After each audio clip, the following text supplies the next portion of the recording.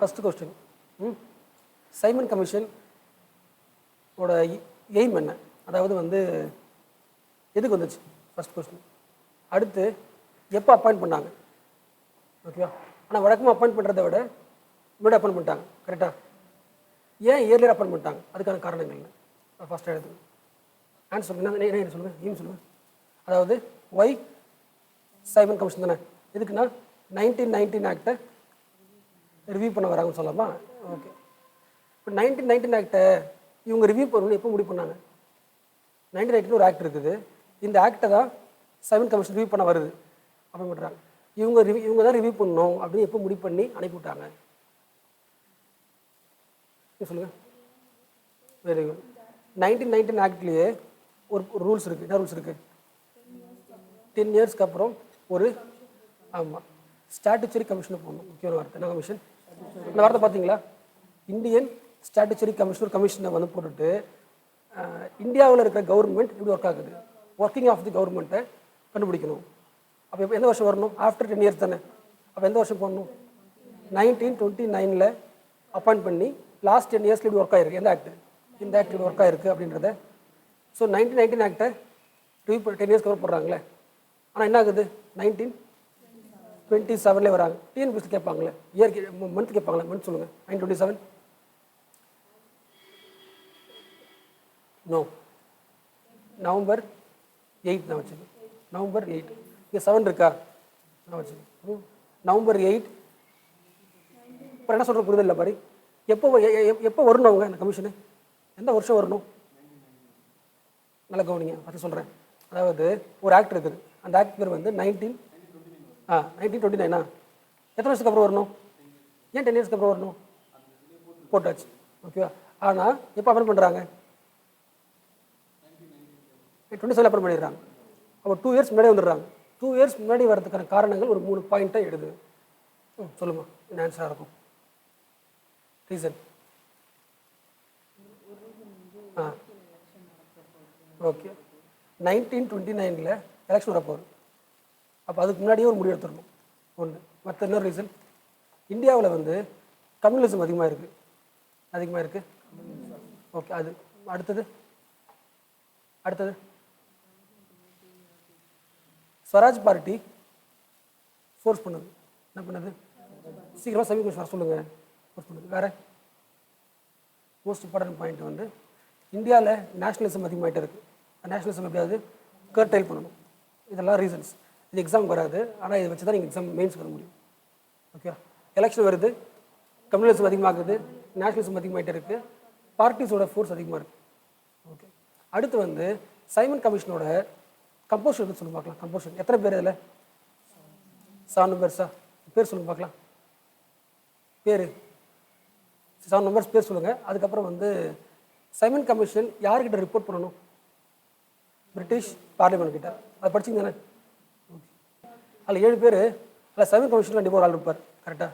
நமக்கு எக்ஸ்ட்ரா தெரிஞ்சுக்கிறது கிளமெண்ட் அட்லி இருக்கார்ல, அட்லி அது போட்டிருக்குல்ல, கிளமெண்ட் அட்லி ஒரு ஆள் இருப்பார். 7 பேரில் சைமன் ஒரு ஆள், கிளமெண்ட் அட்லின்றது ஒரு ஆள். அதெல்லாம் நான் வச்சுக்கணும். ஏதாவது எக்ஸாம் வர வாய்ப்பு இருக்குது, மற்றெல்லாம் தேவையில்லை. அடுத்த கொஸ்டின் வந்து இந்த சைமன் கமிஷன் அப்போஸ் பண்ண யாரெல்லாம் அப்போஸ் பண்ணது? ஹூ அப்போஸ்ட்? அது எதுவும் பார்க்கலாம். சைமன் கமிஷன் இந்தியாவுக்குள்ளே வருது. அந்த 7 மெம்பர்ஸில் யாரும் இல்லை, இந்தியன்ஸ் கிடையாது. 7 பேரும் ஃபாரினர்ஸ், யூரோப்பியன்ஸ். அப்போ அப்போஸ் பண்ணுறாங்க. யாரெல்லாம் அப்போஸ் பண்ணாங்க? எந்த கட்சியில் அப்போஸ் பண்ணுச்சு? தனி பேர் எது வேணாம், கட்சிகள் பேர் எதுன்னு இல்லை, இயக்கம் பேர் சொல்லுங்கள். நீங்கள் எழுதுன ஆன்சர் கரெக்டாக செக் பண்ணிக்க. ஒரு 4 பேர் அப்போஸ் பண்ணிப்பாங்க. முக்கியமான ஒரு 4 பேர் என்ன பண்ணுறாங்க? சைமன் கமிஷன் இந்தியாவுக்குள்ளே வர்றதை வேறான்னு சொல்கிறாங்க. ஏன்னா அதில் யார் கிடையாது, இந்தியன்ஸ் கிடையாதுல்ல. ஓகே. ஒன்று வந்து காங்கிரஸ் தெரியும் உங்களுக்கு. அடுத்து ஹிந்து மகாசபாவும் வேணாம் சொல்லுது, ஓகேவா? 3வது லிபரல் ஃபெடரேஷன். யார் ஆரம்பிச்சாரு? தேஜ் பகதூர் சப்ரு. அவரும் என்ன பண்ணுறாரு? வேணாம் சொல்கிறாரு. 3வது முஸ்லீம் லீக்கில் இருக்கிற ஜின்னாவோட சப்போர்ட்டர்ஸ் வேணாம் சொல்கிறாங்க. அதாவது செக்ஷன்ஸ் ஆஃப் முஸ்லீம் தான், எல்லோரும் கிடையாது. செக்ஷன் ஆஃப் முஸ்லீம் லீக்ஸ், வேறு ஜின்னாவோட ஃபாலோவர்ஸ். இந்த 4 பேரும் அப்போஸ் பண்ணுறாங்க. யார் வர்றத? காங்கிரஸ், அப்புறம் Hindu Mahasabha, liberal federation, section of Muslim league, இவங்களாம் அப்போஸ் பண்ணுறாங்க. ஓகேவா? ஓகே. அடுத்த கொஸ்டின், யாரெல்லாம் சைமன் கமிஷனை சப்போர்ட் பண்ணாங்க வர சொல்லி அதை எழுதுன்னு பார்க்கலாம். ஸோ சப்போர்ட் பண்ணுறது யாருன்னு பார்த்தா எழுதிட்டு ஆன்சர் ரைட்டிங்களே நீங்கள் சொல்லுங்கள். Very good. அதே முஸ்லீம் லீக்கில் இன்னும் பாதி செக்ஷன் இருக்காங்க. அவங்க யார்? முகமது சஃபி. அப்போ அதே முஸ்லீம் லீக்கில் இருக்கிற இன்னொரு செக்ஷன் யாரை ஃபாலோ பண்ணுறாங்க? முகமது சஃபியை ஃபாலோ பண்ணுறாங்க, சப்போர்ட் பண்ணுறாங்க, வரணும்னு சொல்கிறாங்க. இன்னொரு ஆள் மோஸ்ட் இம்பார்ட்டன்ட் ஜஸ்டிஸ் லீக். இங்கே சென்னையிலேருந்து இருக்க ஜஸ்டிஸ் லீக் என்ன பண்ணுது? சப்போர்ட் பண்ணுறாங்க. ஓகே. ஜஸ்டிஸ் லீக் கிடையாது, ஜஸ்டிஸ் பார்ட்டி. எந்த ஊரில்? மெட்ராஸ். ஓகே.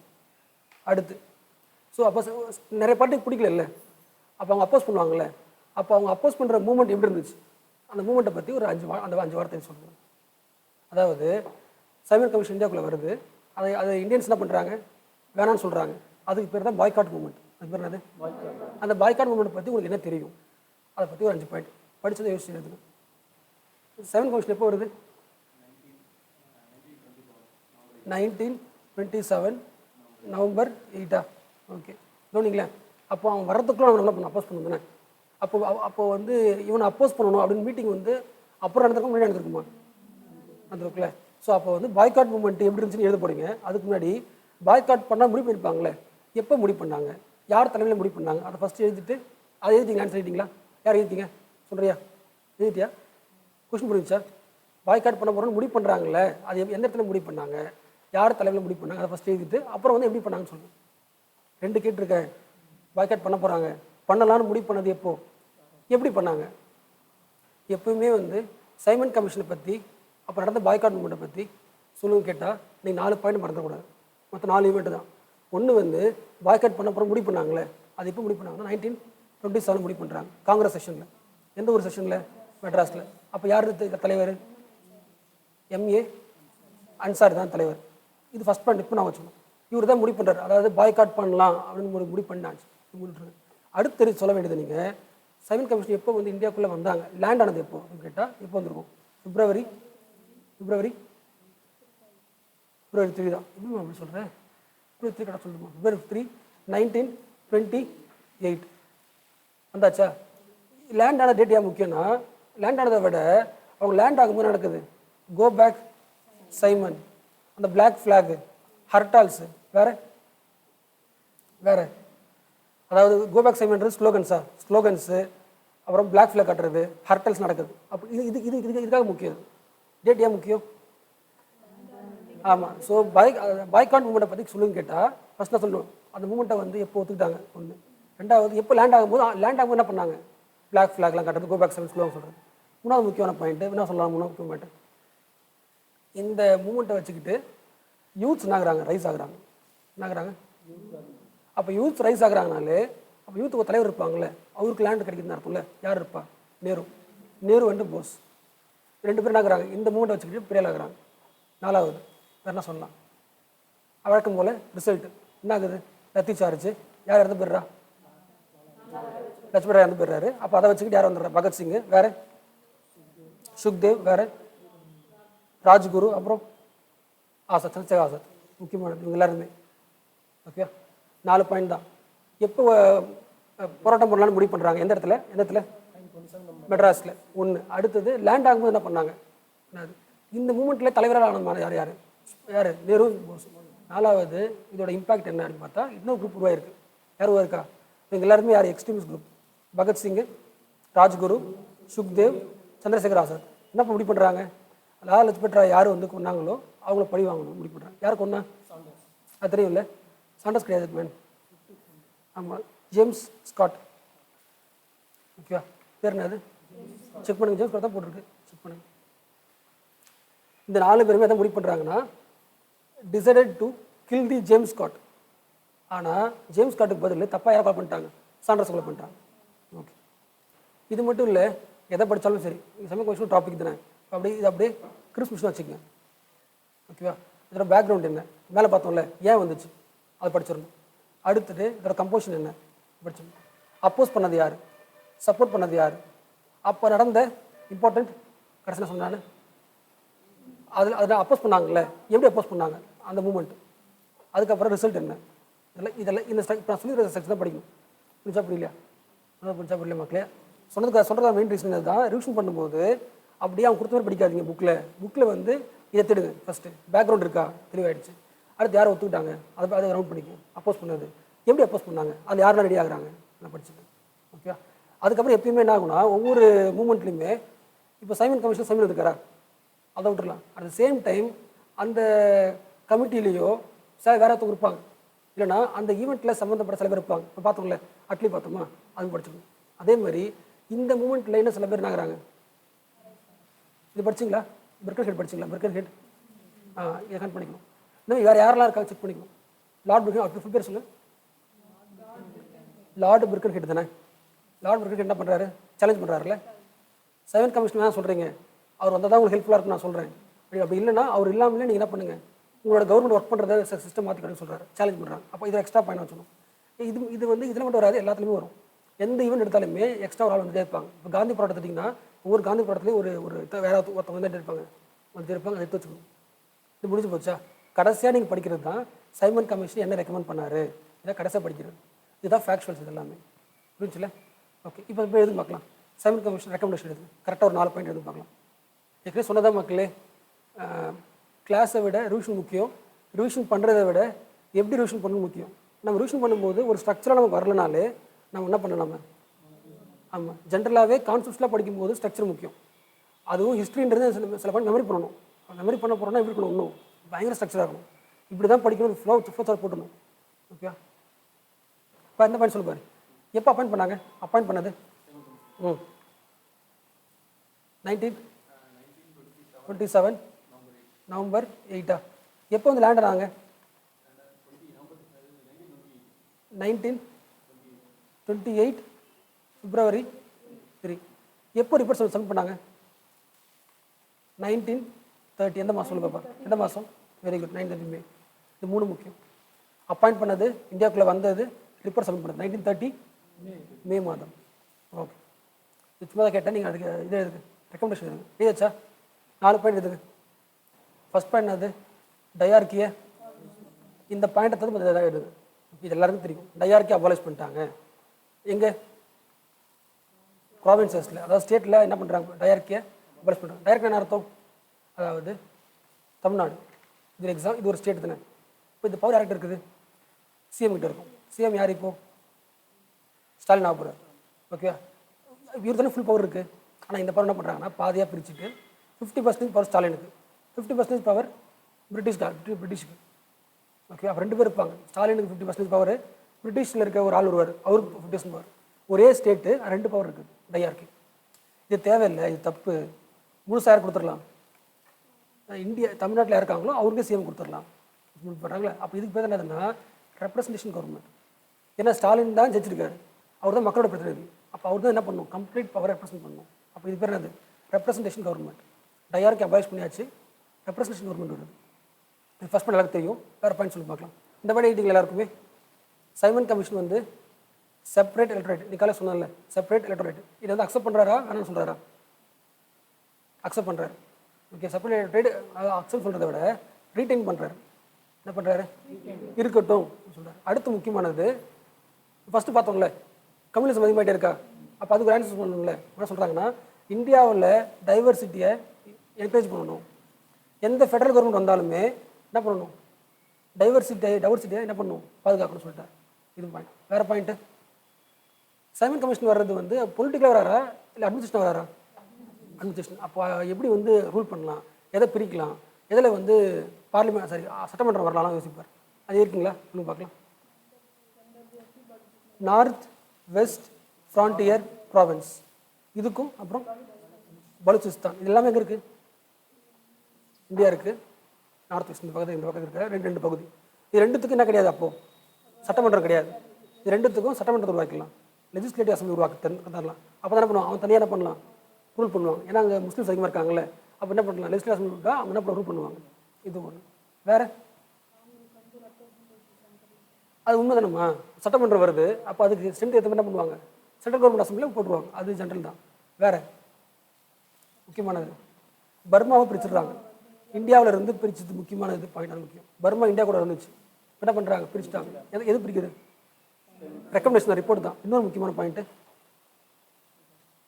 ம் சிந்து கேள்விப்பட்டிருக்கேன். சிந்தை பிரிச்சிடுறாங்க. இதிலிருந்து பாம்பே என்று பெருசு, அதில் தான் பிரிச்சிடுறாங்க. இந்த Sindh should be separated from Bombay. அவ்வளோதான் முடிஞ்சு போச்சு. ஓகேவா? ஸோ மொத்தம் கரெக்டாக சொன்ன ஒரு 4 பாயிண்ட் தான். எல்லாருக்கும் தெரிஞ்ச பாயிண்ட்டு. டையார்கியை வந்து வேணாம், ரெப்ரசன்ட் வந்துட்டோம். அடுத்து செப்பரேட் டெரிட்டரி பண்ணலாம். இந்தியாவோட டைவர்சிட்டி எல்லாம் பண்ணிடலாம். இதான் ஒரே பாயிண்ட் தான். அட்மினிஸ்ட்ரேஷன் தான் முக்கியம். பர்மா வெளியே போயிடுது, சிந்து தனியாக போயிடுது. அப்புறம் சில பேருக்கு கிடைக்குது, செட்டல்மெண்ட் கிடைக்குது. யாருக்கெல்லாம் கிடைக்காது? நார்த் வெஸ்ட்டுக்கு பலுச்சிஸ்தான். Okay, over. அடுத்து எது ரிவிஷன் பண்ணலாம்? அடுத்து எதை ரிவிஷன் பண்ண கரெக்டாக இருக்கும்? இப்போ சைமன் கமிஷனோட அடுத்த கதையோட கண்டினியூஷன் யார்? நேருவா? லார்டு பிரிகன் ஹெட் தானே அவராக சொல்கிறாரு. அப்போ சைமன் கமிஷன் என்ன சொல்கிறீங்க? அப்போ நீங்கள் என்ன பண்ணுங்கள், உங்களுக்கான ரிஃபார்மை நீங்கள் உருவாக்க சொல்கிறாருல. அப்போ லார்டு பிரிகன் ஹெட்டை சேலஞ்ச் பண்ண ஆட்கள் யார்? ஸ்டார்ட் எழுதுங்க. அவங்க என்ன சொன்னால் வேணாம், லார்டு பிரிகன் ஹெட் கொடுத்த ஸ்டேட்மெண்ட்டுக்கு அப்போஸ் பண்ணியோ இல்லை அந்த சேலஞ்ச் எடுத்துக்கிட்டு என்ன நடந்துச்சு, அதாவது ஏதாவது மீட்டிங்காக இருக்கலாம், ஏதாவது குழுவாக இருக்கலாம், அந்த மாதிரி அந்த செஷன் அந்த ஈவெண்ட் எப்படி எழுதுங்க. பாயிண்ட்ஸ் நான் கேட்கல, புரிஞ்சுல? ஓகே. அதாவது லார்டு பிரிகன் ஹெட்டுக்கு யாரெல்லாம் ரிப்ளை கொடுத்தாங்க, ஈவெண்ட்டாக இருக்கலாம். அதாவது ஒரு 3 சொல்லியிருப்பேன் இந்த டைமில். லார்டு பிரிகன் ஹெட்டு சேலஞ்ச் பண்ணார். என்ன சேலஞ்ச் பண்ணார் அப்படின்றது உங்கள் லைனில் யாரும் தெளிவாக சொல்ல முடியும்? இந்தியன் கான்ஸ்டியூஷனை நீங்களே உருவாக்குங்க, முடிஞ்சால் பண்ணுங்க சொல்கிறாருல, அது சேலஞ்ச் தான். அது பக்கம் தெரியும். இன்னும் முக்கிய ஒரு பாயிண்ட் இருக்குது. என்ன சொல்கிறாருன்னா, நீங்கள் சைமன் கமிஷன் வராங்க வேணாம் சொல்கிறீங்க. ஓகே, அப்போ நீங்கள் என்ன பண்ணுங்க, நீங்களே கான்ஸ்டியூஷன் உருவாக்குங்க. நீங்கள் உருவாக்குற கான்ஸ்டியூஷனை எல்லா பார்ட்டிஸ் ஒத்துக்குமா பார்த்துக்கலாம். இதுதான் மெயின் பாயிண்ட். சைமன் கமிஷன் வர்றது காரணமே உங்கள் ஊரில் கம்யூனிசம் இருக்குது, ஒவ்வொருத்தர் பிரிஞ்சு வைக்கிறீங்க. அப்போ நாங்கள் வந்து ஒரு பாயிண்ட் சொன்னால் எல்லா கம்யூனிட்டி என்ன பண்ணிக்கும், ஒத்துக்கும். இப்போ வேணான்றீங்க. அப்போ முடிஞ்சால் நீங்கள் ஒரு கான்ஸ்டியூஷனை உருவாக்குங்க. அந்த கான்ஸ்டியூஷனை எல்லா பார்ட்டிஸுமே, எல்லா கம்யூனிட்டி பொலிட்டிக்கல் பார்ட்டிஸுமே ஒத்துக்க செக் பண்ணிக்கலாம். அந்த மாதிரி ஒரு பார்ட்டி, அந்த மாதிரி கான்ஸ்டியூஷன் உருவாக்க முடியாது, செக் பண்ணலாம் அப்படின்றதான். புரியலையா? இந்தியாவுக்குள்ளே இருந்துக்கிட்டு உங்களால் எல்லாரையும் சாட்டிஸ்ஃபை பண்ணுற மாதிரி ஒன்று உருவாக்க முடியாது. ஏன்னா நீங்கள் என்ன பண்ணுவீங்க, உங்கள் பார்ட்டிக்கு ஏற்ற மாதிரி எழுதுவீங்க. புரிஞ்சா? ஒருத்தவங்க ஃபெடரலிசம் பிடிக்கும், ஒருத்தவங்களுக்கு யூனிட்டி தான் பிடிக்கும். அப்போ எப்படி செக் பண்ணி பார்க்கலாம்னு யாரும் பண்ணுறாரு. அப்போ இந்த பாயிண்ட் தெரிஞ்சால் தான் இதை சாட்டிஸ்ஃபை பண்ணுற மாதிரி பாயிண்ட்ஸ் ஒருத்தவனோட இருக்கான்னு செக் பண்ணுவேன் உங்களால். ஏன்னா புரியாது. இப்போ நேரு ரிப்போர்ட் படிப்பீங்களா, ஜின்னா ரிப்போர்ட் படிப்பீங்களா? அப்போ பார்க்கும்போதெல்லாம் மிருக ஞாபகம் வரணும். சொன்ன மாதிரியே கான்ஃப்ளிக்டிங் பாயிண்ட்ஸ் இருக்குது. அப்போ அவர் சொன்னது கரெக்டு. அதுமாதிரி உங்களை லிங்க் பண்ண முடியும். புரிஞ்சுச்சா? இப்போ அதெல்லாம் தேவையில்லை. இந்த சேலஞ்ச் சொன்னதுக்கப்புறம் என்னென்ன ஈவெண்ட் நடந்துச்சு அதை மட்டும் ஃபஸ்ட்டு சொல்லுங்கள். நான் ஃபஸ்ட்டு க்ளூ தரேன். இதெல்லாம் படிச்சிங்களா, இந்த ஈவெண்ட்லாம் வருமானு ட்ரை பண்ணுங்கள். ஃபஸ்ட்டு க்ளூ வந்து டெல்லி ப்ரொபோசல், இதை படிச்சுங்க கண்டிப்பாக. 2வது வந்து ஆல் பார்ட்டிஸ் கான்ஃபரன்ஸ். 3வது தெரியும் நேரு ரிப்போர்ட் தெரியும். அதுக்கப்புறம் வேறு இருக்காங்க விட்டுறாங்க ஏதாவது? Very good. 4வது வந்து கல்கட்டா அமெண்ட்மெண்ட். 4 ஞாபகம் சொல்லுங்க பார்க்கலாம். இதை வச்சுக்கிட்டு ஒரு லைன் எடுத்துங்க, எல்லாத்துலேயுமே ஒரு லைன். டெல்லி ப்ரப்போசல், அதாவது பிரிகன் ஹெட் சொன்னதுக்கு சேலஞ்ச் பண்ணி இத்தனையுமே நடந்திருக்கு. ஒன்று என்னது? டெல்லி ப்ரப்போசல். அடுத்து ஆல் பார்ட்டிஸ் கான்ஃபரன்ஸ். அதுக்கப்புறம் நேரு ரிப்போர்ட். அதுக்கப்புறம் கல்கட்டா அமெண்ட்மெண்ட். இதை ஒவ்வொன்று பற்றி தெரியும். இதை பற்றி ஒன்று எழுதுங்க, ஒரு பாயிண்ட்ஸ் எடுத்துங்க, எழுதி சொல்லுங்கள். ஃபஸ்ட்டு இதுக்கு ஆன்சர் பண்ணுறதுக்கு முன்னாடி இதெல்லாம் ஈவெண்ட் தானே, ஒரு இயர் இருக்கும்ல, அதை எது பார்க்கலாம். இப்போ டெல்லி ப்ரப்போசல்ன்றது டிசம்பர் 1927. ஆல் பார்ட்டிஸ் கான்ஃபரன்ஸ்ன்றது அடுத்த வருஷம் பிப்ரவரி 1928. இன்னும் ரிப்போர்ட் எப்போ வருது? மே 1928. ஓகே. அதுக்கப்புறம் கல்கட்டா அமெண்ட்மெண்ட் எப்போ? 1928. வேறு அது தெரியல. ஆனால் வந்து இது உங்களுக்கு தெரிஞ்சுக்க வேண்டியது என்னென்னா, இது அமெண்ட்மெண்ட் பண்ணுறதுக்கு எது வருது? ஜின்னாவோட 14 பாயிண்ட்ஸ் வருது. அடுத்த வருஷம் வருது 1929 மாதம் மார்ச். இதுதான் முக்கியம். ஓகே. டெல்லி ப்ரப்போசல் எப்போ நடக்குது? 27. இது ஒரு ஈவெண்ட். அதுக்கப்புறம் ஆல் பார்ட்டி கான்ஃபரன்ஸ், இது 1928. நேரு ரிப்போர்ட் எப்போ வருது? மே 1928. அதுக்கப்புறம் கல்கட்டா அமெண்ட்மெண்ட் நடக்குது. அதுக்கப்புறம் அதுலேருந்து ஜின்னா என்ன பண்ணுறாரு, மறுபடியும் ஒரு 14 பாயிண்ட் எட்டு பண்ணுறாரு. இது வந்து இயர் முக்கியம் கிடையாது, அதுக்கப்புறம் சொல்லி பார்க்கலாம். ஃபஸ்ட்டு டெல்லி ப்ரப்போசல்லாம் முதல்ல என்ன, இது யார் ப்ரப்போஸ் பண்ணுறா முதல்ல, அது முதல்ல சொல்லி பார்க்கலாம். எஸ், முஸ்லீம்னு சொல்கிறத விட அப்படி சொல்லக்கூடாது, ப்ராமினென்ட் மெம்பர்ஸ் அர்த்தம். அதாவது ஜின்னா தலைமையில் ஒரு கூட்டம் நடக்குது. ஃபஸ்ட்டு கூட்டமே நடக்குது. பிரிகன் ஹெட் சொன்னதுக்கப்புறம் முதல் மட்டும் யார் நடக்கிறா? ஆமாம், இது நடக்கல, நேரு உடனே வரல, அதுக்கு முன்னாடி யார் வந்துட்டா? ஜின்னா முதல்ல வந்து ஒரு கூட்டம் போட்டுறாரு. ஏன்னா வந்து சேலஞ்ச் பண்ணுறாங்க. அப்போ நமக்கான தேவை என்ன சொல்லிடலாம் முதல்ல. ஓகேவா? ஸோ அப்போ டெல்லி ப்ரொபோசலில் யார் யார் யார் தலைமையில் வராங்க? முக்கியமான ஆட்கள்லாம் வந்து என்ன பண்ணுறாங்க சில பாயிண்ட்ஸ் அட்டன் பண்ணுறாங்க. இந்த பாயிண்ட்ஸ்லாம் அப்புறம் பார்த்துக்கலாம். இது புரிச்சுல? டெல்லி ப்ரொபோசல்னாலே யார் வந்துருவா? Jinnah with some members. அடுத்து ஆல் பார்ட்டி கான்ஃபரன்ஸ். இது வந்து சம்பிரதாயம். இது வழக்கம் நடக்கும். இப்போ எக்ஸாம்பிள் நீட் பிரச்சனை வந்துருச்சு. இப்போ நீட்டு பிரச்சனை நம்ம தமிழ்நாடு என்ன பண்ணணும்? எல்லா பார்ட்டியும் ஒன்றா வாங்க, என்ன பண்ணலாம் வாங்க யோசிக்கலாம் சொல்லுவாங்க. All party conference. ஓகேவா? அப்போ தனியாக முஸ்லீமுக்கு கவனிச்சிச்சு. சாரி, டெல்லி வந்துச்சு. அது என்ன பண்ணுறாங்க? அப்போ யார் பெரிய கட்சி? காங்கிரஸ். அப்போ காங்கிரஸ் மட்டும் கிடையாது, எல்லா பார்ட்டியும் ஒன்றா வரும். எல்லா பார்ட்டியும் ஒன்றா வந்துட்டு ஒரு முடிவு எடுப்பாங்க. அந்த முடிவு தான் எதுவும் தெரிஞ்சுக்கணும். அது அப்போ என்ன பண்ணுவாங்க? எல்லா பார்ட்டியும் ஒத்துக்குமா? அப்போ சில பார்ட்டி ஒத்துக்காது. எந்த பார்ட்டி ஒத்துக்காது? அது கண்டிப்பாக தெரிஞ்சுக்கணும். இருந்துச்சா? அடுத்து இந்த மீட்டிங்கில் சொல்லியிருப்பாங்களே, அதை பேஸ் பண்ணி காங்கிரஸ் என்ன பண்ணிருக்கோம்? நேரு ரிப்போர்ட் ரெடி பண்ணியிருக்கோம். புரிஞ்சுல? இந்த மீட்டிங்கில் என்ன முடிவு பண்ணுறாங்களோ அதை பொறுத்தா என்ன பண்ணுறாரு? நேரு என்ன பண்ணுறாரு? ரிப்போர்ட் ரெடி பண்ணி கான்ஸ்டிக் பண்ணார். அதுக்கப்புறம் என்னது? நேரு சொன்ன ரிப்போர்ட் எந்த நேரு இது? மோட்டிலால் நேரு. அப்போ மோட்டிலால் நேரு என்னென்ன ரிப்போர்ட் சொன்னாரோ அதில் இருக்கிற தப்பான விஷயங்கள்லாம் என்ன பண்ணுறாரு? ஜின்னா அமெண்ட் பண்ணுறாரு. அதுதான் கல்கட்டா அமெண்ட்மெண்ட். அமெண்ட் பண்ணதுக்கப்புறம் அவர் என்ன பண்ணுற தனியாக அனுப்புகிறோம்? ஒரு 14 பாயிண்ட்ஸ் பண்ணிடுறாரு. 29 முதல்ல எதுக்குன்னு தெரிஞ்சுக்கணும். டெல்லி ப்ரொபோசல் எதுக்கு? ஜின்னாவோட மெயின் ரெக்கமெண்டேஷன்ஸ். அடுத்து எல்லா பார்ட்டி நடக்குது. அது அப்போ கண்டிப்பாக சில பேர் பிடிக்காது. அதுக்கப்புறம் அதில் முடிவெடுத்து ஒரு ரிப்போர்ட் ரெடி பண்ணுறாரு மோட்டிலால் நேரு. அந்த முடிவில் சில தப்பாக இருக்குன்னு சொல்லி யார் முடிவு பண்ணுறா? அது கல்கட்டா அமெண்ட்மெண்ட். அதில் எல்லாமே தான் சொல்கிறேன். 28 தான். ஓகேவா? கடைசியாக வர்றது அவர் ஜின்னா சொல்கிற பாயிண்ட் 14 பாயிண்ட்ஸு. இப்போ என்ன பண்ண போகிறீங்கன்னா அதுக்குள்ள டீட்டெயில் பாயிண்ட்ஸ் சொல்ல போகிறீங்க. எக்ஸாம்பிள் டெல்லி ப்ரொபோசல், ஜின்னா என்ன சொன்னார் அது எழுது. அடுத்து ஆல் பார்ட்டி கான்ஃபரன்ஸில் என்ன முடிவு எடுக்கப்பட்டது அது எழுது. அடுத்து நேரு ரிப்போர்ட்டோட முக்கியமான 4 பாயிண்ட்டு. அதுக்கப்புறம் கல்கட்டா அமெண்ட்மெண்ட்டில் ஜின்னா என்ன முடிவு பண்ணார் அது 4 பாயிண்ட்டு. அப்புறம் ஜின்னாவோட 14 பாயிண்ட்ஸ் அப்புறம் 14 பாயிண்ட்டும் சொல்லுங்கள். அதுக்கு முன்னாடி இதை ஃபஸ்ட்டு எழுது. ஸோ ஜின்னாவோட எல்லா பாயிண்ட்ஸும் மோஸ்ட்லி இதை பற்றி இருக்கும், முஸ்லீம்ஸ் பற்றி தான் இருக்கும். ஆஸ் யூஷுவல் பாம்பேயில் நிறைய மக்கள் இருக்காங்க. அப்போ என்ன பண்ணுங்க? சிந்து தனியாக பிரித்து கொடுத்துருங்க. சிந்தனை பண்ணிவிடுங்க, பிரித்து கொடுத்துருங்க. அடுத்து அந்த பாராளுமன்றத்தில் முஸ்லீம்ஸ் எப்படி இருக்காங்க? கம்மியாக இருக்காங்க. அப்போ என்ன பண்ணுங்கன்னா 3ல் ஒரு ஆள் கண்டிப்பாக யாராக இருக்கணும்? ஸோ 1/3 ரெப்ரசன்ட் கண்டிப்பாக எங்களுக்கு வேணும் பார்லிமெண்ட்டில். அப்படி தான் நாங்கள் சேஃபாக இருக்கும். அடுத்து கண்டிப்பாக இது தேவை. அது சென்ட்ரலில் முடிஞ்சு போச்சு. ஒவ்வொரு மாகாணத்துலேயுமே எங்களுக்கு ரிசர்வேஷன் ஒன்று தான். நாங்கள் எங்கே மைனாரிட்டியாக இருக்கமோ, எங்கே கம்மியாக இருக்கமோ அங்கே ரிசர்வேஷன் கொடுத்துருங்க. எங்கே வந்து நிறைய பேர் இருக்கமோ அங்கே என்ன பண்ணுறேன்? எங்களுக்கு தனியாக ஒரு அளவு போட்டுருங்க. செப்பரேட் ரேட் வேணும் சொல்கிறார். அதேமாதிரி அடுத்து பஞ்சாபையும் பெங்கால்லையும் முஸ்லீம் பாப்புலேஷன் எத்தனை பாப்புலேஷன் இருக்கோ அதுக்கேற்ற ரெப்ரசன்டேஷன் கொடுத்துருங்க. ஓகே, இதுதான் நாளோட முக்கியமானது. சேம் தான். சேம் சிந்து, சேம் என்னது பஞ்சாப், பெங்கால், செப்பரேட் ரேட்டு, சட்டமன்றத்தில் பாராளுமன்றத்தில் அதிகமாக இருக்கும். இதுதான் யாரோட பாயிண்ட்டு? பாயிண்ட். ஓகே, இப்போ அடுத்த படிக்கணும் நம்ம ஆல் பார்ட்டி கான்ஃபரன்ஸ் எப்போ வந்துச்சு? ஓகே, பிப்ரவரியா? ஓகே, இது பிரசிடென்ட் யார் சொல்லுமா? எம்ஏ அன்சாரி. எம்ஏ அன்சாரி. ஏன் எது தப்பா சொல்கிறீங்க? 28ல் எம்ஏ அன்சாரி. ஓகே, எந்த ஊர் நடக்குது?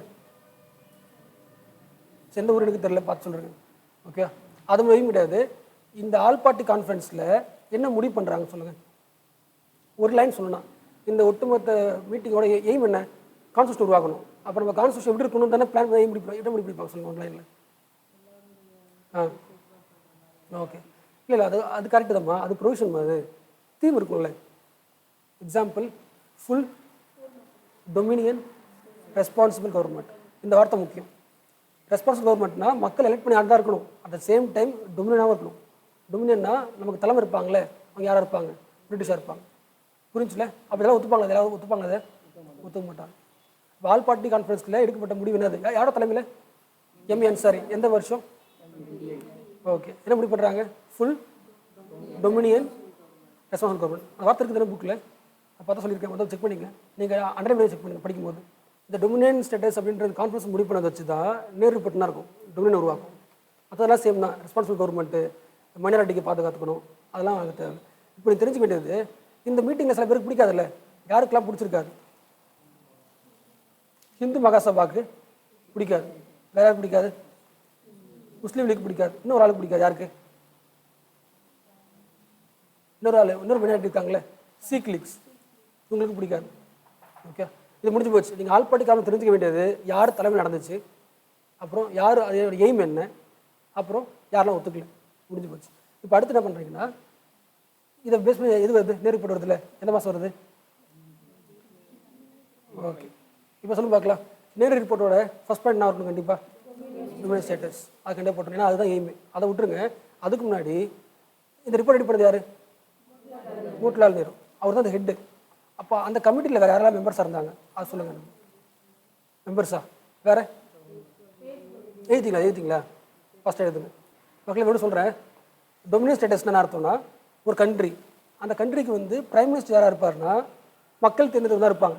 ஆனால் பிரசிடென்ட் இருக்காங்களே, பிரசிடென்ட் யாராக இருப்பாங்கன்னா பிரிட்டிஷாக இருக்கும். அப்போது ஃபுல் ரெஸ்பான்சிபிள் கவர்மெண்ட் தான் இருக்கும். அது மக்களால் தேர்ந்தெடுக்கப்பட்ட ரெஸ்பான்சிபிள் கவர்மெண்ட் தான் இருக்கும். அட் சேம் டைம் டொமினியன் மேலே இருக்கும். அதான் full Dominion responsible government. So அதை பேஸ் பண்ணி என்ன பண்ணுறாங்க, கான்ஸ்டியூஷன் உருவாக்குறாங்க. அந்த கான்ஸ்டியூஷன் ஹெட் யார்? இப்போ எப்படி கான்ஸ்டியூஷன் டிராஃப்ட்டுக்கு அம்பேத்கர் ஹெட்டோ அதேமாதிரி அந்த கான்ஸ்டியூஷன் ஹெட் யார்?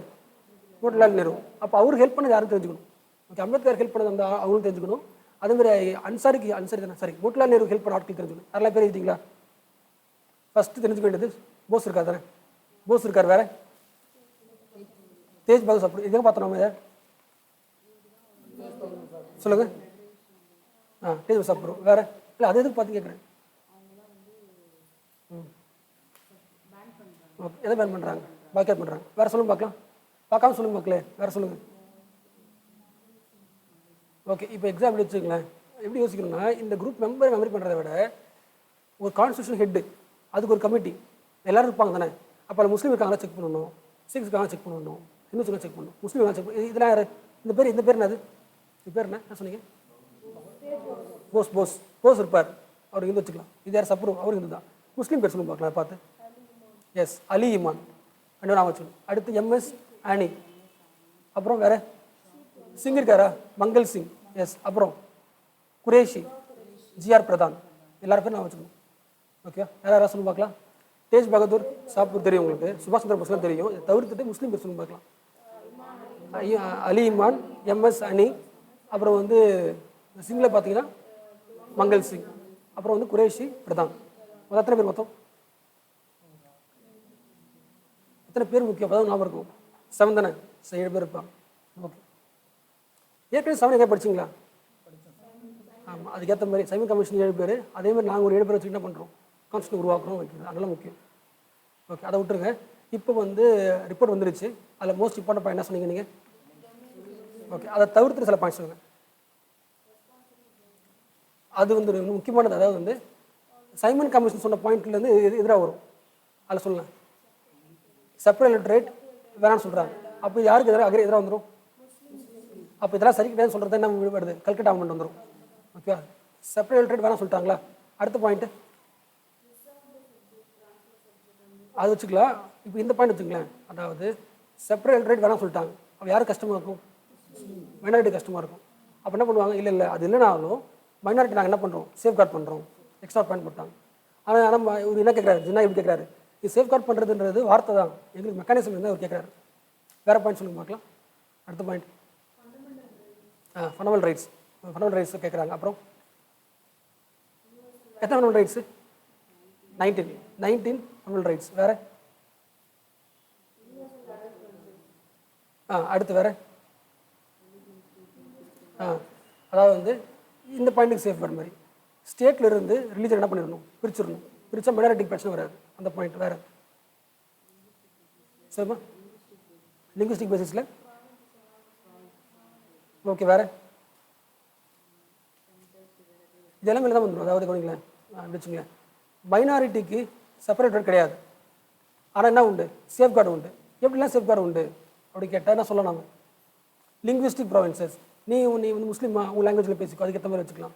அடுத்து என்ன ஒன்று, உனக்கு ஸ்டேட்டுக்கும் ரிலீஜனுக்கும் சம்மந்தம் கிடையாது. அதேமாதிரி நீ என்ன ரிலீஜனோ அதை நீ என்ன பண்ணலாம், ஃபாலோ பண்ணலாம். வேறு செப்பரேட் எலக்டரேட் கிடையாது. ஆனால் என்ன உண்டு? ரிசர்வேஷன் உண்டு. வேறு பாம்பேலிருந்து சிந்தனை என்ன பண்ணிக்கோ, பிரித்து எடுத்துக்கோ. இதெல்லாமே சேஃப்கார்ட் பண்ணது முக்கியம். ஏன் கேட்பாங்கன்னா, இவருக்காரில்ல மோட்டிலால் நேரு வந்து ஹிந்து தானே, அப்போ அதில் வந்து மைனாரிட்டிக்கு சேஃப்கார்ட் பண்ண என்ன இருக்குன்னு கேட்பாங்க. அப்போ என்ன பண்ணலாம், அவங்களோட ரிலீஜனுக்கு என்ன பிடிக்கும், அவங்களுக்கு கன்சைன்ஸாக என்ன ரிலீஜனோ அதை ஃபாலோ பண்ணலாம். அடுத்து வேறு என்ன பண்ணலாம்? ரிசர்வேஷன் உண்டு. வேறு நீ என்ன மதம், லிங்குவிஸ்டிக் பேஸில் ப்ராவின்ஸை பிரிச்சுக்கலாம். அப்புறம் ஆமாம், சிந்தை வந்து இப்போ அந்த ஏற்கனவே சொன்ன பாயிண்ட் இதெல்லாம் வந்துருச்சு. ஓகே, இதுக்கப்புறம் தான் என்னென்ன பாயிண்ட்ஸ்லாம் வரணும்? Fundamental rights. எத்தனை ஃபண்டமெண்டல் ரைட்ஸு? 19. வேறு இந்த இது கூட தான் என்ன வந்துடும்? யூனிவர்சல் அடல்ட் சஃப்ரேஜ்லாம் வந்துடும். இது தேவையில்லை. வேறு பாயிண்ட்ஸ் பார்க்கலாம். ஏன்னா என்ன வந்து வச்சுக்கலாம், ஃபண்டமெண்டல் ரைட்ஸ் அடிப்படை வச்சுக்கலாம். வேறு முக்கியமானது தேவை மக்களே, சென்ட்ரல் கவர்மெண்ட் முக்கியம். அதாவது சென்ட்ரல் பார்லிமெண்ட் இருக்குல்ல, சென்ட்ரல் பார்லிமெண்ட் எப்படி இருக்கும் அப்படின்னா ரெண்டு ஹவுஸ் இருக்கும். என்ன ஹவுஸ் இருக்கும்? லோவர் ஹவுஸும் இருக்கும், அப்பர் ஹவுஸ் இருக்கும். ஏன்னா அப்பர் ஹவுஸில் யார் இருப்பா? எல்லா ஸ்டேட்ஸும் இருப்பாங்க. அப்போ அப்பர் ஹவுஸுக்கு எவ்வளோ காலம் பீரியட் எவ்வளோ, லோவர் ஹவுஸுக்கு பீரியட் எவ்வளோ, அதெல்லாம் பார்த்து சொல்லி பார்க்கலாம். அதெல்லாம் எழுதிங்களா? ஆன்சர் எழுதிங்களா? அதை பார்த்து சொல்லுங்கள். அதாவது ஃபஸ்ட் நான் படிக்கிறது என்னென்னா, நேரு ரிப்போர்ட்டில் மைனாரிட்டிக்கு எப்படி இருந்துச்சு? செப்பரேட்டர் கிடையாது, நிறைய சேஃப்கார்ட்ஸ் இருக்குது, முடிஞ்சு போச்சு. ஓகே. அதுக்கப்புறம் ஒட்டுமொத்த மக்களுக்கு ஃபண்டமெண்டல் ரைட்ஸ் இருக்கா? இருக்குது, விட்டுருங்க. அடுத்து கவர்மெண்ட் படிக்கலாம். சென்ட்ரல் பார்லிமெண்ட் எப்படி இருக்கணும் அப்படின்னா பை கேமரலிசமாக இருக்கணும். எப்படி இருக்கணும்? அதாவது லோவர் ஹவுஸு, அப்பர் ஹவுஸுக்கு பேர் என்னது? செனட். அப்போ செனட்டுக்கான பீரியட் எவ்வளோ, லோவர் ஹவுஸ்க்கான பீரியட் பார்த்து சொல்லுங்கள். Very good. லோவர் ஹவுஸ் வந்து 5 years, அப்பர் ஹவுஸு படிச்சிருக்கீங்களே, படிச்சு தான் இருக்கீங்க, புக்கில் போட்டு தான் சொல்கிறேன் நான். 7 years தானே போட்டிருக்கு. ஓகே, இது புரிஞ்சிச்சா? ஓகே. அடுத்த முக்கியமான பாயிண்ட் வந்து அந்த லோக்சபாவில் எத்தனை பேர் இருக்காங்க? மெம்பர்ஸ் பார்த்து சொல்லுங்கள். ஓகே, 500. புரிஞ்சுல? இப்போ தான் அந்த பாயிண்ட் வரணும். ஓகே, ஓடிப்போங்க. லோக்சபாவில் 500 பேர் இருக்காங்க. இந்த 500 பேர் எப்படி வருவாங்க அப்படின்னு பார்த்தா யூனிவர்சல் அடல்ட் சஃப்ரேஜ் இப்படி ஏட் பண்ணுறது படிச்சிருக்கு. லிங்க் பண்ணி படிங்க. ஓகே, நல்லா படித்தோம். மைனாரிட்டிக்கு சேஃப்கார்ட், அப்புறம் ஃபண்டமெண்டல் ரைட்ஸ், அதை விட்டுருங்க, அது மக்களுக்கு. அடுத்து நீ படிக்க 2 படிக்கணும். ஒன்று வந்து பார்லிமெண்ட் எப்படி இருக்குது, அடுத்து கவர்மெண்ட் எப்படி இருக்குன்னு பார்க்கணும். ஸோ பார்லிமெண்ட் எப்படி இருக்குது? 2 house, bicameralism, lower house, upper house. Lower ஹவுஸில் 500 பேர். சரி, எப்படி சூஸ் பண்ணுறாங்க? அடல்ட் சஃப்ரேஜ் எத்தனை வருஷம்? Duration 5 years. Appar house night எத்தனை வருஷம்? 7 years. அதை விட்டுருக்கு, முடிஞ்சு போச்சு. பார்லிமெண்ட் முடிஞ்சு போச்சா? அடுத்து என்ன படிக்கணும்? சென்ட்ரல் கவர்மெண்ட் எப்படி இருக்கணும்? எழுதிருக்கீங்களா? யார் எழுதிருக்கீங்க? ஆன்சர் பார்க்கலாம். சென்ட்ரல் கவர்மெண்ட் எப்படி இருக்கும்? ரெஸ்பான்சிபிள் கவர்மெண்ட் தான் இருக்கும். ரெஸ்பான்சிபிள் கவர்மெண்ட்டாக இருக்கிறதுக்கு அதில் என்ன பாயிண்ட்ஸ் இருக்குது அப்படின்னு பார்த்தோன்னா, என்ன பாயிண்ட் இருக்குது? சென்ட்ரல் கவர்மெண்டோட ஹெட் இருக்குல்ல, அது யார்? கவர்னர் ஜெனரல் தான். யார்? கவர்னர் ஜெனரல் தான். ஓகே, வேறு பாயிண்ட்டு? இந்த காலத்தில் யார் அப்பாயின்ட் பண்ணுவா? பிரிட்டிஷ் தான் அப்பாயின்ட் பண்ணுவோம். அப்போ ரெஸ்பான்சிபிள் அது இல்லை. வேறு ஏதாவது மெக்கானிசம் இருக்கா சொல்லுங்கள், அதை கேட்குறேன். இல்லை, சென்ட்ரல் கவர்மெண்ட் வந்துரு. சென்ட்ரல் கவர்மெண்ட் தான் பேசுகிறோம். சென்ட்ரல் கவர்மெண்ட்டு ரெஸ்பான்சிபிள் கவர்மெண்ட் சொல்கிறீங்க. ஆனால் பார்த்தோன்னா கவர்னர் யாராக இருக்காங்க? பிரிட்டிஷாக இருக்காங்க. அப்பாயின்ட் பண்ணுறது யார் தான்? பிரிட்டிஷ் தான். அப்போ எப்படி ரெஸ்பான்சிபிள் சொல்கிறீங்க? வேறு பாயிண்ட் சொல்லுங்கள். அப்போது இந்த கவர்னர் ஜெனரலுக்கு இவருக்கு அட்வைஸ் பண்ணது யாருன்னா சென்ட்ரல் எக்ஸிக்யூட்டிவ் கவுன்சில். யார் அப்பாயின்ட் பண்ணுவா? எல்லாருக்கும். இந்த கவுன்சில் யாருக்கு ரெஸ்பான்சிபிள்னா லோக்சபாவுக்கு ரெஸ்பான்சிபிள். யாருக்கு ரெஸ்பான்சிபிள்? அதனால ரெஸ்பான்சிபிள் கவர்மெண்ட். லோக்சபா 500 பேர் இருக்கிறாங்க. அவங்க மக்களால் வந்தவங்க, ஆல் ஃப்ரெண்ட்ஸ் வந்தாங்க. அதனால் இப்போ இவர் சொல்கிறது தான் இவர் கேட்டாகணும். ஒரு ரெஸ்பான்சிபிளாக இருக்கும். இவர் தப்பாக முடிவு பண்ணால் கூட என்ன பண்ணிடலாம்? ஹவுஸில் பார்லிமெண்ட்டில் சமாளிச்சிக்கலாம் கேட்டு. Therefore it is called as responsible government. என்ன படிச்சிருக்கோம்? மைனாரிட்டி சேஃப்கார்ட் படிச்சிருக்கோம், பார்லிமெண்ட் படிச்சிருக்கோம், கவர்மெண்ட் படிச்சிருக்கோம். இதுதான் முக்கியமான பாயிண்ட்ஸ். இதுதான் ஸ்ட்ரக்சர் ஆஃப் கான்ஸ்டியூஷன். அதான் மற்றவங்க எழுதிக்கலாம். நான் விட்டு ஒரு பாயிண்ட்ஸில் சொல்லுங்க பார்க்கலாம். நான் பார்த்ததில் ஒரு ஆள் கவர் ஆகலை, அதான் கேட்குறேன். பிரின்ஸ்லி ஸ்டேட்ஸ் கவர் ஆகலை, அதை பற்றி பாயிண்ட் சொல்லுங்கள். பிரின்ஸ்லி ஸ்டேட்ஸ் கவர் ஆகலை, அதுக்கு ஏதாவது கான்ஸ்டியூஷன் இருக்கா பார்த்து சொல்லுங்கள். அதை பாருங்கள், கொஸ்டின் எடுமா. அதாவது Nehru report supported the joint electorate, true or false? True. Supported the separate electorate, true or false? அது சொல்கிறது வேஸ்ட் தானே. Okay. Supported the reservation, true or false? True. வேறு அந்த மாதிரி நீங்கள் அந்த கான்செப்ட் வச்சுக்கிட்டு பாயிண்ட்ஸ் வேறு வரும், அது யோசிச்சு அட்டன் பண்ணணும். ஓகே, இந்த பாயிண்ட் சொல்லுங்கள். பிரின்சிபல் சொல்ல பார்க்கலாம். பூங்கொழி, இந்த பாயிண்ட் சொன்னேன்ல, அந்த ப்ரொவின்ஷியல் சொல்கிறேன்ல, ப்ரொவின்ஷியல் இதுதான் அப்படியே சேம் தான். இங்கே இது அப்படியே சேம் தான். எப்படி கவர்னர் ஜெனரல் அப்பாயிண்ட் பண்ணுறாங்களோ அதே மாதிரி தான் ப்ரொவின்ஷியல்லையும் கவர்னர் இருப்பார், எப்படி அப்பாயிண்ட் பண்ணுவாங்க. என்ன இருக்கும்? அங்கே சென்ட்ரல் எக்ஸிக்யூட்டிவ் கவுன்சில் இருந்துச்சுல்ல, அப்போ இங்கே இருக்கும் ஸ்டேட் எக்ஸிக்யூட்டிவ் கவுன்சில் இருக்கும். அதை பார்த்து யார் பார்த்துப்பா? சட்டமன்றம் பார்த்துக்கும். சேம் ப்ராசஸ் தான். எப்பயும் சென்ட்ரல் படித்தா அது வந்துடும். ஓகே, வேறு பாயிண்ட் சொல்லுங்கள். மக்களே, ஒரு குட்டி விஷயம் போடலாம். ஓகேவா? Simon commission. ஐயோ, சைமன் பேர் நம்ம பேர் நேரு ரிப்போர்ட் தானே. நேரு ரிப்போர்ட் அதில் சொன்ன பாயிண்ட் 4 பிடிச்சிக்கலாம். ஒன்று வந்து மைனாரிட்டிக்கு என்ன பண்ணாங்க, அப்புறம் நேரு ரிப்போர்ட் மெயின் எய்மே கான்ஸ்டியூஷன் உருவாக்கணும். கான்ஸ்டியூஷனில் கண்டிப்பாக பார்லிமெண்ட் எப்படி இருக்கணும், சென்ட்ரல் கவர்மெண்ட் எப்படி இருக்கணும் அப்படின்றத பற்றி பேசுவாங்க. மைனாரிட்டிக்கு சேஃப்கார்ட் என்ன பண்ணுறாங்க? செல்ஃப் டிட்டர்மினேஷன், அதை விட்டுறலாம். லாங்குவேஜ் பேசிஸில், அப்புறம் ரிசர்வேஷன் உண்டு, வேறு என்ன பார்த்தோம்? ஃப்ரீடம் ஸ்டேட்டுக்கு அது கிடையாது, இதெல்லாம் பார்த்தாச்சு. அடுத்து பார்லிமெண்ட் பார்க்க போகிறோம். பார்லிமெண்ட் 2 ஹவுஸ் இருக்குதுன்னு பார்த்தாச்சு, lower house Appar house. Lower ஹவுஸில் மக்கள் 500 பேர். அது எப்படி வராங்கன்னா ஓட்டு போட்டு வராங்க, யூனிவர்சல் அடல்ட் ஃப்ரான்ச்சைஸிலே வராங்க, முடிஞ்சு போச்சு. அதேமாதிரி அப்பர் ஹவுஸ்க்கும் என்ன இருக்குது, அப்போ எல்லா ஸ்டேட்ஸும் வந்துருவாங்க, இது முடிஞ்சு போச்சு. கவர்மெண்ட் பார்த்தோன்னா கவர்னர் ஜெனரலாக இருந்தாலும் அவர் யாருக்கு செக்கு, பார்லிமெண்ட்டுக்கு செக் வராரு. எப்படின்னா சென்ட்ரல் எக்ஸிக்யூட்டிவ் கவுன்சில் சொல்கிறதா அவர் கேட்கணும், இவங்க எப்படி பண்ணுறாங்க இவங்க வாட்ச் பண்ணுவாங்க, வாட்ச் பண்ணுவாங்க. இதே ஸ்ட்ரக்சர் தான் எங்கேயும் வந்துடும், ஸ்டேட்லேயும் ப்ரொவின்ஸ்லேயும் வந்துடும், எல்லாம் வந்துடும். அங்கேயும் ஒரு கவர்னர் இருப்பார், சப்போஸ் ஸ்டேட் எக்ஸிக்யூட்டிவ் கவுன்சில் இருக்கும், மக்கள் இருப்பாங்க. இதை வேறு எதுவும் படிக்கல. இதில் இதை தவிர்த்து எக்ஸ்ட்ரா படிக்கணும்னா வழக்கமாக கான்ஸ்டியூஷன் எப்படி இருக்கும், இது எல்லாமே இருக்கும், கூட ஃபண்டமெண்டல் ரைட்ஸ் இருக்கும். ஃபண்டமெண்டல் ரைட்ஸ் இருக்குது 19 இருக்குது. அதனால ஃபண்டமெண்டல் ரைட்ஸ் எல்லாத்தையும் படிச்சுக்கணும், எல்லா ரைட்ஸும் முக்கியம். ஓகே, அவ்வளோதான். இப்போ அடுத்த கொஸ்டின் கேட்குறேன். நேரு எல்லா பாயிண்ட் இருக்குதுன்னு நேரு ரிப்போர்ட்டில் ஃபெடரலிசம்னு வார்த்தை செக் பண்ணுங்கள், ஃபெட்ரல்னு வார்த்தை செக் பண்ணுங்கள், ஃபெடரலிசம் அட்டானமி தான் வார்த்தை செக் பண்ணி சொல்லுங்கள். ஃபெடரலிசம் வார்த்தை இருக்கும். ஃபெடரலிசம் அர்த்தம் ஃபெடரலிசம் கூட்டாட்சி வச்சுக்கலாமா? ஆனால் எந்த யூஸ் பண்ணுறாங்க, பிரின்சிஸ் தான் யூஸ் பண்ணுறாங்க.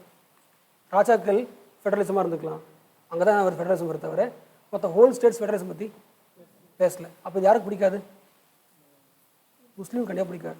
யாருக்கு பிடிக்காது? முஸ்லீம், அதாவது ஜின்னாக்கு பிடிக்காது. அதாவது நீ என்ன பண்ணுற, அப்போ நீ கவர்னர் ஜெனரலாக வச்சுக்கிற, ஆனால் ஸ்டேட்டுக்கு வந்து கம்ப்ளீட் ஃப்ரீடம் தர மாட்டேங்கிறேன். அப்போ என்ன பண்ணுறேன், இது திருத்துறாரு.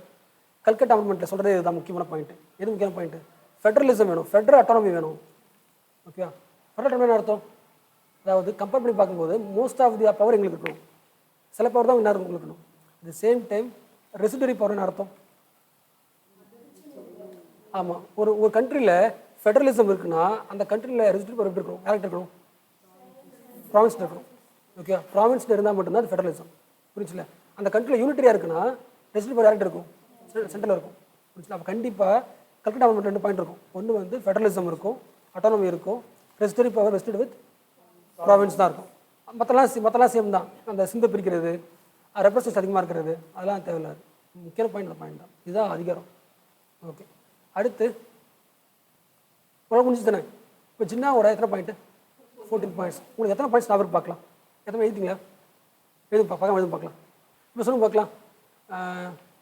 எது ஃபஸ்ட்டு வந்துச்சு, அதாவது நேரு ரிப்போர்ட்டா இல்லை ஜின்னா ரிப்போர்ட்டா கேட்டால் அதெல்லாம் காலத்துக்கு வந்து வந்தானே. அப்போ அது விஷயம் கிடையாது. ஆனால் எதில் ஃபெடரலிசம் பற்றி பேசுகிறாங்க? ஜின்னா ரிப்போர்ட்டில். அட்டானமி பற்றி எதில் பேசுகிறாங்க?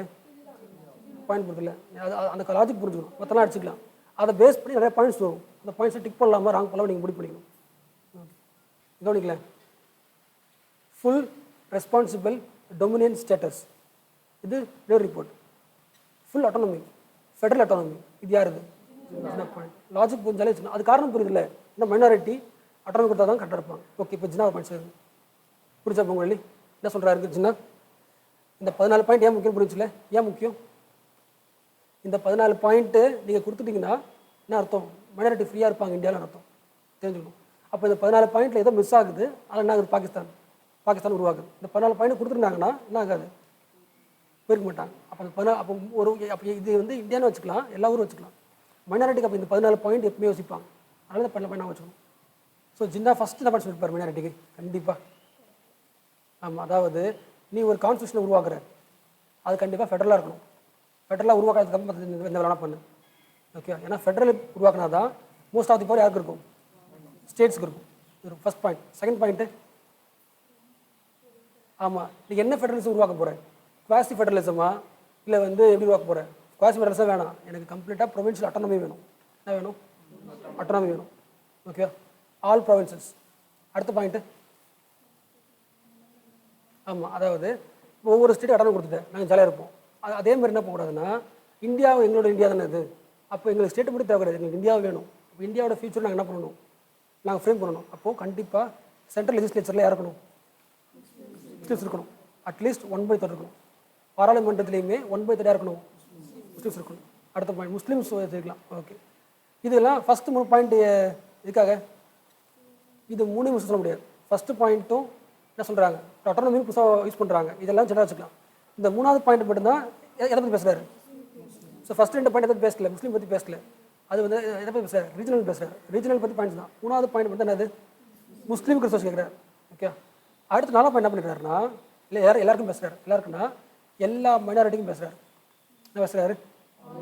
ஆமாம், அதாவது எல்லா மைனாரிட்டிஸுக்கும் எஃபெக்டிவ் ரெப்ரஸன்டேஷன் வேணும்னு சொல்லிடுறாரு. ஓகே, அதாவது பாராளுமன்றத்தில் கண்டிப்பாக 3ல் ஒரு ஆள் கண்டிப்பாக இருக்கணும், முஸ்லீம்ஸ் இருக்கணும். அதே மாதிரி எல்லா மைனாரிட்டிக்கும் என்ன பண்ணணும் நீ ரெப்ரஸன்டேஷன். ஆமாம், அதாவது ஆல் த லெஜிஸ்லேட்டிவ், அதாவது இந்தியாவில் எலெக்டட் பாடிஸ் உருவாக்குற, என்ன பாடிஸ் உருவாக்குற, எலெக்டட்னு ஒரு பாடிஸ் உருவாக்குறனாலே கண்டிப்பாக என்ன பண்ணணும், there must be effective representation for யாருக்கு. ஓகே, அடுத்து முக்கியமான பாயிண்ட், செப்பரேட் எலக்டரேட் கண்டிப்பாக தேவை. இது தேவை, தேவை, இது தெரியும் உங்களுக்கு. அதுக்கப்புறம்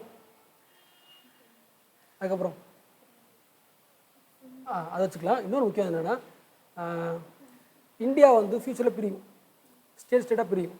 அப்படி என்ன பண்ணுவேன்னா, அந்த பார்ட்டிஷன் பெங்கால் பண்ணாங்களே அந்த மாதிரி முஸ்லீம்ஸ் அதிகமாக சொல்லி அதை பிரிக்க வாய்ப்பு எல்லாம் பண்ணுவேன். ஆனால் என்ன பண்ணுறேன்னா, நீ எப்படி வேணால் ஸ்டேட்டை இந்தியா பிரிச்சுக்கும். ஆனால் பிரிக்கும்போது முக்கியமாக எதை அஃபெக்ட் ஆகக்கூடாது, Punjab, Bengal, north western front parts, இந்த ரீஜனை அஃபெக்ட் ஆகாத மாதிரி நீ பிரிச்சுக்கணும். ஏன்னா முஸ்லீம்ஸ் வாழ்கிற இடம். ஓகே, அவங்களோட ரீஜனை ஜாகிரபிக்காக என்ன பண்ணாது. எத்தனை பாயிண்ட் இது? 6th பாயிண்ட், ப்ரொடெக்ஷன்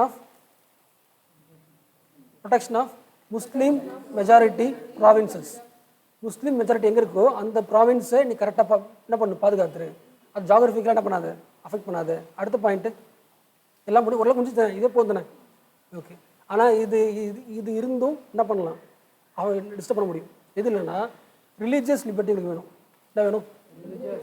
அப்புறம் என்ன அர்த்தம், அதாவது நாங்கள் நம்புறதை ஒர்ஷிப் பண்ணலாம், அப்புறம் ப்ரொபகேண்டா பண்ணலாம், அசோசியேஷன் வச்சுக்கலாம், எஜுகேஷன் தரலாம். முக்கியமான பாயிண்ட், என்ன பண்ணலாம், பிலீஃப் உண்டு, நாங்கள் எதனா நம்பலாம், அதை ஒர்ஷிப் பண்ணலாம், அப்புறம் ப்ரொபகேண்டா பண்ணலாம், அப்புறம் குரூப் உருவாக்கலாம், அதுக்கப்புறம் எஜுகேட்டும் பண்ணலாம்.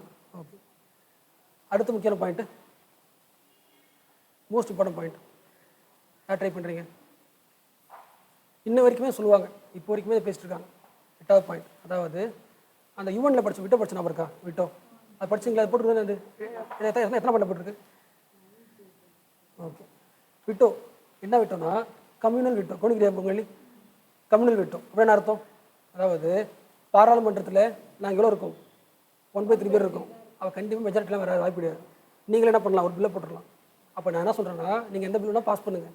ஆனால் பாஸ் பண்ணுறதுக்கு முன்னாடி மக்கள் இருக்காங்கல்ல, அவங்கள எத்தனை பேர், 3/4 மெம்பர்ஸ், அதாவது மக்கள்லாம் பாராளுமன்றத்தில் இப்போ எத்தனை சீட்டு, 500 சீட்டா, 500 1/3 என்ன வரும், 1/3 என்னங்க வரும், 150 வச்சுக்கலாமா, எக்ஸாம்பிள் 150 வச்சுக்கலாம். இந்த 150 பேரும் வச்சு என்ன பண்ண முடியாது, மெஜாரிட்டி வைக்க முடியாது. ஒரு பில் பாஸ் பண்ணுறேன்னா 250 பேர் தேவை, அது முடியாது. அப்போ நீங்கள் எக்ஸ்ட்ரா என்ன பண்ணணும்னா, இந்த 150 பேரில் 3/4 இருக்காங்களே, 3/4 பேர் அவங்க அப்போஸ் பண்ணுறாங்கன்னா பில் கொடுக்கக்கூடாதுன்னு சொல்கிறாங்க. புரிஞ்சுல? இப்போ எக்ஸாம்பிள் வந்து இப்போ 6 இருக்காங்க வச்சுக்கலாம், 6 முஸ்லீம்ஸு, அப்புறம் வந்து வச்சுக்கலாம் உமனு, தலிட்ஸு, ட்ரைப்ஸ்லாம் வச்சுக்கலாம். இவங்களாம் குரூப் வச்சுக்கலாம். எக்ஸாம் சொல்கிறேன். இவங்க எல்லாரும் சேர்ந்துக்கிட்டு ஒரு 300 பேர் இருக்காங்கன்னா அதில் 3/4 பேர் அந்த பில்லை ஒத்துக்கலைன்னா அது மைனாரிட்டிக்கு எதிரான பில்லுன்னு அர்த்தம். யார் சொல்கிறா இது? ஓகே, அதான் சொன்னேன் நான். ஓகே, இதில் என்ன சொல்லணும், இதில் என்ன சொல்லலை, அதாவது முஸ்லீம்னு சொல்லலை, மைனாரிட்டி கம்யூனிட்டி 3/4. எத்தனை பாயிண்ட் அது? 8th point. மற்றெல்லாம் சேம் தான். பாம்பேல இருந்து எதை பிரிக்கணும், சிந்தை பிரிக்கிறது. அதுக்கப்புறம் வந்து நார்த் வெஸ்ட் ஃபவுண்டர் பார்ட்ஸ், பலுச்சிஸ்தானில் லெஜிஸ்லேட்டிவ் அசம்பிளி உருவாக்குறது, இதெல்லாம் வேஸ்ட் பாயிண்ட் தான். அடுத்தது அதுக்கப்புறம் மோஸ்ட் இம்பார்ட்டன்ட் பாயிண்ட்டு இன்றைக்கு வரைக்குமே இருக்குது. இதெல்லாம் எந்த வருஷம் வருது எல்லாமே? திராவிட இயக்கம் இருக்குல்ல, நீ சொல்லுவாப்பா அது பேர் என்னப்பா? Justice party. ஜஸ்டிஸ் பார்ட்டி எப்போ வந்துச்சு? 1916 கன்ஃபார்மா? சொல்லு, 16. இது வந்து இங்கிட்ட எல்லாரும் ஒன்றா சேர்ந்து ரெடி பண்ணுறாங்க தானே.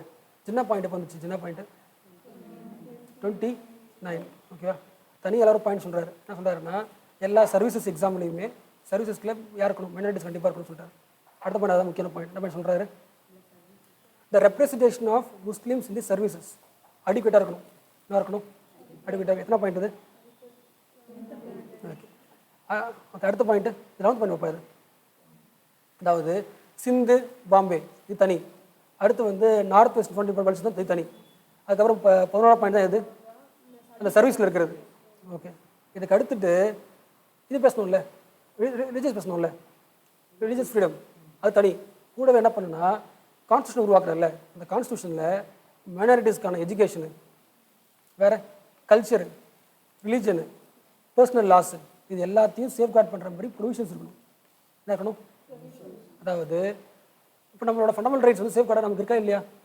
எப்படி பொறுத்துக்கிறோம்? அதாவது ஃபண்டமெண்டல் ரைட்ஸ் இருக்குது, கூடவே கான்ஸ்டியூஷன் சேஃப்கார்டு இருக்குது. கான்ஸ்டியூஷனில் அதுக்கு இடம் கொடுத்து அது அஃபெக்ட் ஆகிடுச்சுன்னா என்ன பண்ணலாம்? கோர்ட்டுக்கு போகலாம் இருக்குல்ல. அப்போ கான்ஸ்டியூஷனல் சேஃப்கார்டு ஒன்று இருக்குது. அந்த மாதிரி மைனாரிட்டிஸுக்கு எஜுகேஷனில், அவங்களோட கல்ச்சரில், ரிலீஜனில், லாங்குவேஜில் ஒரு கான்ஸ்டியூஷன் சேஃப்கார்டு கொடுத்துரு. ஓகே, அடுத்து மோஸ்ட் இம்பார்ட்டன்ட் பாயிண்ட், பார்லிமெண்ட் கை வச்சுட்டாரா? பார்லிமெண்ட்டில் 1/3 சொல்லிட்டாரா? பில்லு பாஸ் பண்ணால் 2/3யா? வேறு என்ன சொன்னார்? ஸ்டேட்டுக்கு ஒரு ஃப்ரீயாக கொடுக்க சொல்லிட்டாரா? அப்புறம் நாங்களும் எல்லாம் வந்துச்சா?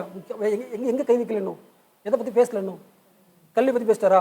ஆஃபீஸ் பற்றி ஒரு பற்றி பேசல, பற்றி பேசல, கவர்மெண்ட் பற்றி பேசலப்பா. ஏன் கொண்டு படிக்கிறேன்? சென்ட்ரல் கவர்மெண்ட் பற்றி இன்னும் பேசல. அதில் என்ன முடிவு பண்ணுறாருன்னா, கேபினெட் இருக்குல்ல, அது கேபினெட். கேபினெட் அர்த்தம் முக்கியமான மினிஸ்டர்ஸ். அதில் கண்டிப்பாக 1/3 யார் இருக்கணும்? முஸ்லீம்ஸ் இருக்கணும் சொல்லிட்டார். அதுலேயும் எல்லா இடத்துலையும் செக் வச்சுட்டார். கண்டிப்பாக நீ என்ன பண்ணுற? சேஃப்கார்ட் பண்ண முடிவு பண்ணிட்டேன், இதெல்லாம் பண்ணால் தான் உண்மையில சேஃப்கார்டு சொல்லிட்டார். யார் வந்தாலும் ஆட்சி வந்தாலும் மாறாது இந்த பாயிண்ட். ஓகேவா? அடுத்த பாயிண்ட் முக்கியமான last point, most important point, very important point.